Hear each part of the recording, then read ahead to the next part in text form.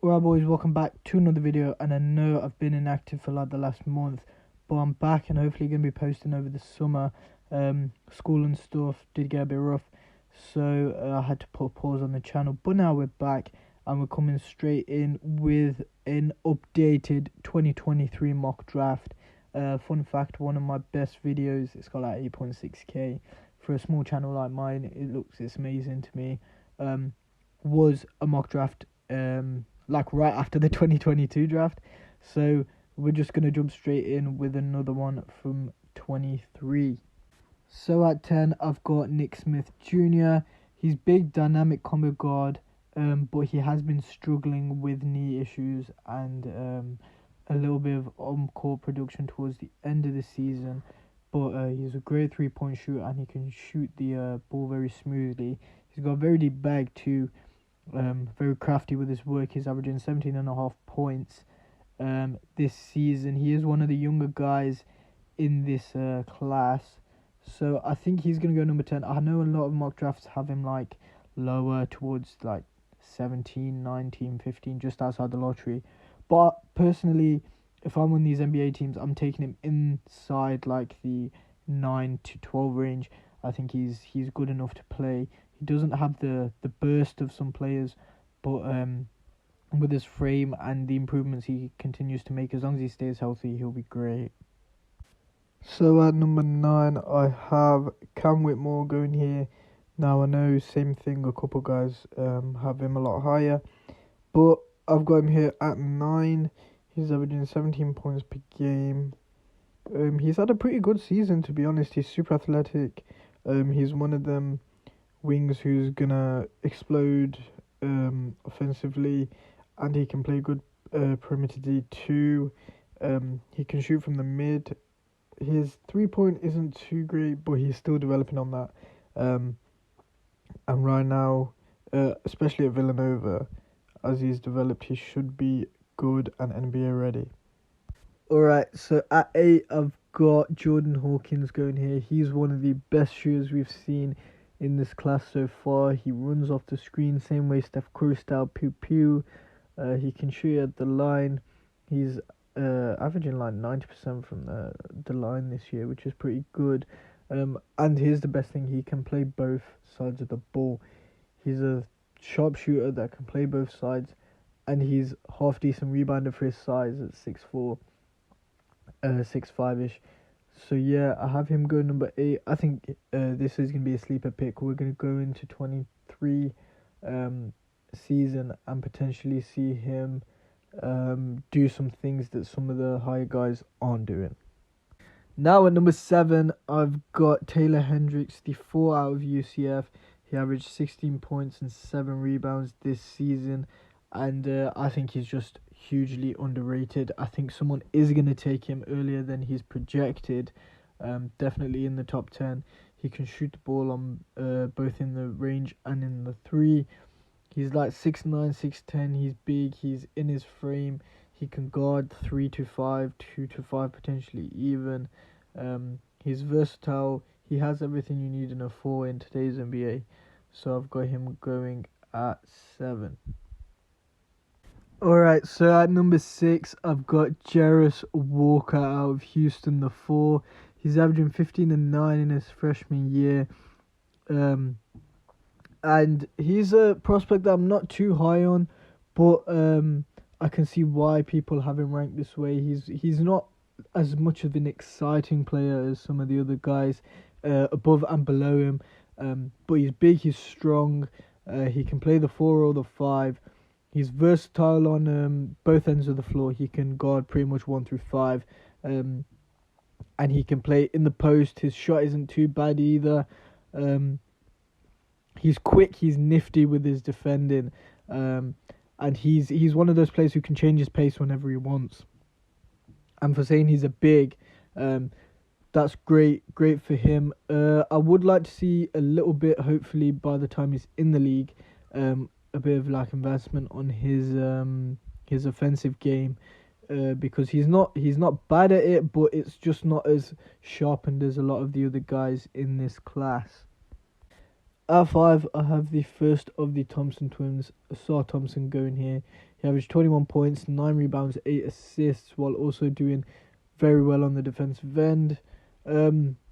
His problem is yes, he averaged more points than his brother, but his main problem is his consistency and his outside shooting. It isn't too great. Hopefully through the NBA he's going to develop with shooting coaches and stuff like that. But on the defending side, he's great. He's a great defensive guard. Has prospects to be probably one of, if not the best, next to his brother, defensive guard in this class. Just with their frame, the way they're quick, nifty defense, these guys are going to be great. I think both of these two guys, twins, are going to be successful in this league. At number 4, I have the other twin, Amen Thompson.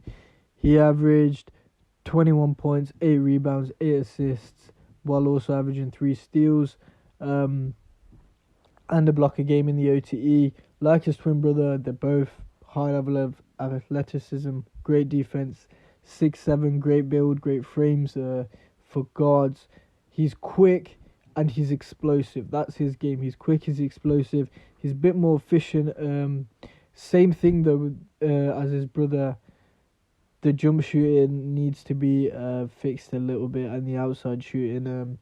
But he's a little bit shiftier with his dribble, and a bit more mobile in the air than his brother athletically. So I have him going 4. But honestly, these two, you can flip flop them 4 and 5 depending on who has the pick. And yeah, I think both guys are top 5 though for sure. Now, number 3, we have someone who's risen up the boards and caught on honestly quite a lot. Brandon Miller. He's averaging 21 points per game, 9 rebounds. The forward out of Alabama. He's your wing guy of this class. He's your guy you want out of the wings in this class. He's tough to defend, shifty. He can move, he can handle, he can get to the rim, he can shoot from the mid, he can shoot from outside.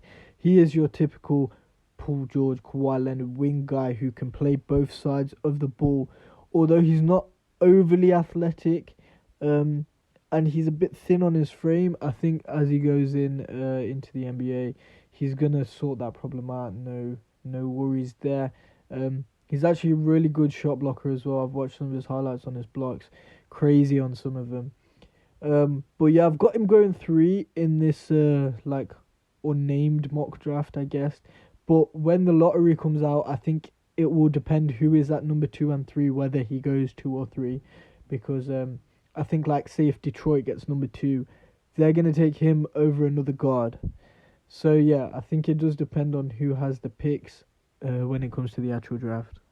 So right now, I have at number 2 the same guy I've had at number 2 all year, is Scoot Henderson. We all know what this kid's about. He's athletic, he's dominant, he can get to the rim, he can shoot it. His outside shooting needs a little bit of work, but other than that, he's great. His playmaking's there, he's showing glimpses of it. He just needs the opportunity in the right system to really make it work for him. But yeah, I think he's going to be a great point guard going into the future, Derrick Rose, Westbrook style type guy. He does really need to, with where the league's going though, he does need to focus on that outside shot, and hopefully he can develop that as he goes into the NBA. And finally, at number 1, we have Victor Wembanyama, the same guy that's been at number 1 this entire year, and the year before that, and the year before that. He's 7'4" with an 8-foot wingspan. He's going to absolutely dominate when he comes in. He's got the size, he can move, he can take him off the dribble. He's like a 7'4" Kevin Durant with the way he can move, fade away, get to his spot, get to his moves. He's great on the offensive side. Plus, on the defensive side, he's bigger than pretty much any other player in the league right now. He can tower over, get the blocks in. His perimeter D obviously has that big. It does lack a little bit, but that's not really going to be much of his role playing on the perimeter, I'm guessing, when he comes into the league. So yeah, there's potential for him to be a generational prospect here. So we're going to have to look and see what he does when he does get drafted later in the summer at the #1 overall pick. And that's all I have for you guys today. Make sure you leave a like, subscribe if not already. All my links are in the description down below. And yes, hopefully going to be start posting more and more often throughout the summer. I do have about 5 videos planned so far, so stay tuned for them. And I'll see you guys next time. Peace.